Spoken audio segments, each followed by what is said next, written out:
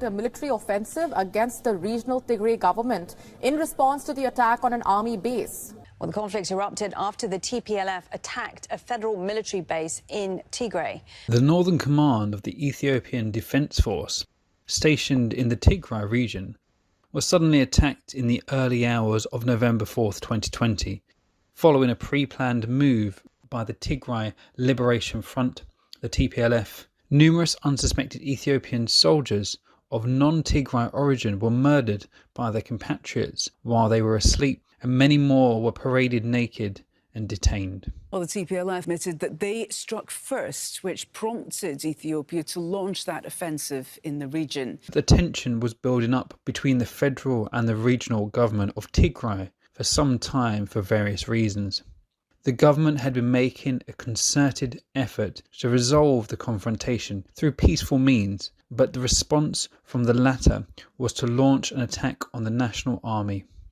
The command under attack stationed here for the last 20 years was guarding the national border while in peacetime serving the local community by taking part in various social and economic activities such as building schools, road construction and helping farmers during harvest seasons. However, this attack turned out to be the last straw that had triggered the swift and proportional corrective action by the Ethiopian government.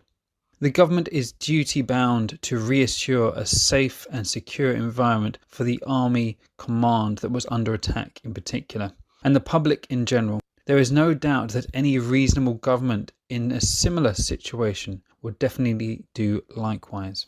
Accordingly, the law and order enforcement action that aimed at bringing the perpetrators to justice started on 4th November. The main culprits were either captured or crushed within a couple of weeks of operation, while a few, including the leader of the TPLF gangster group, are still on the run.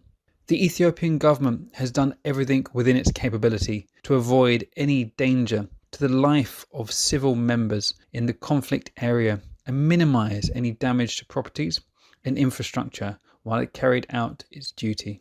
As confirmed by the Minister of Peace, Ms. Meferet Kamil, after her recent visit to the affected region, the government has set up a task force that is responsible for acquisition and delivery of food, medical supplies, and other essential items to its citizens affected by this provoked attack. 70% of the region's current humanitarian needs are provided by the Ethiopian government, with the remaining 30% covered by the international community.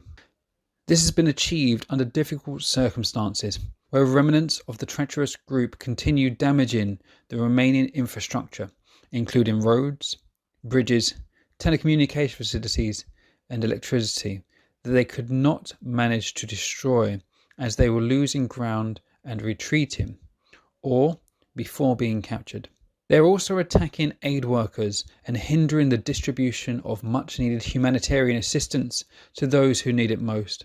The destructive actions of the remnants of the junta, TPLF, has forced the government to divert the resources to counter these insurgents and maintain a secure environment from engaging in vital delivery and logistical activities. It is also regrettable to observe that some of the hired lobbyists, as well as renowned international media organisations, are promoting a partisan narrative that the Ethiopian government is engaged in deliberate atrocities and ethnic cleansing operations. In reality, it was the TPLF that should be accused of this crime against humanity.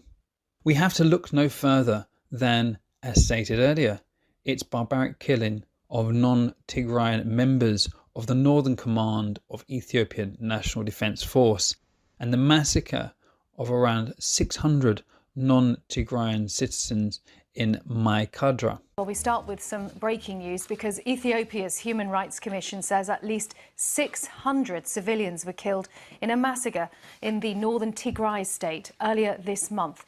Now, it's accusing a Tigrayan youth group of carrying out the attack. It happened on November the 9th, targeting residents from non-Tigrayan ethnic groups.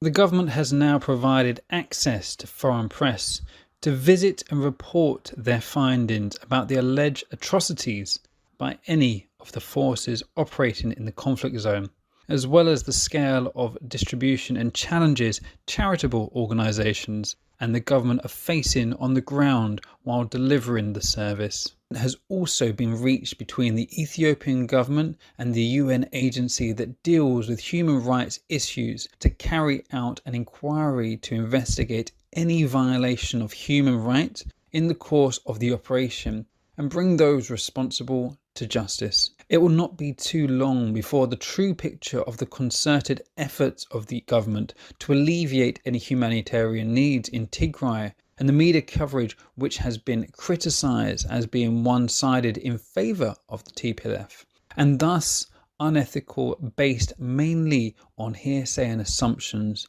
that would be revealed to the world community.